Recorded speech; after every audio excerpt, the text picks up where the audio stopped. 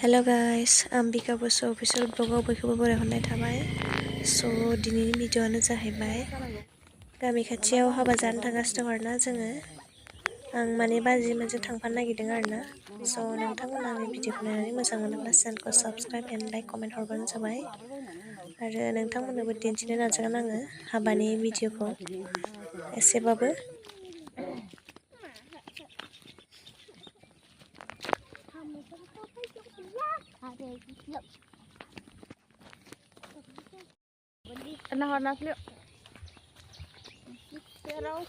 सासे थांफादों नै हाबा जानो थांग्राफ्रा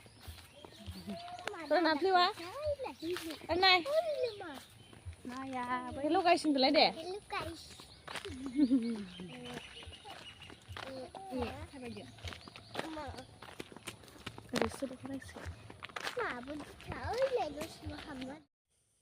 दायो सफैबाय आरोना जों हाबायाव नै जा मोजां खालामदों आरोना डेक'रेसनफोरखौ।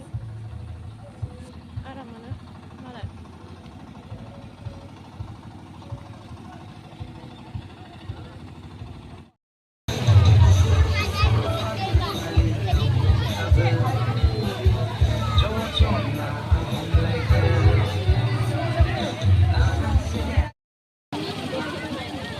खालामनानै लांजागोनबो हाबाखौ नुयो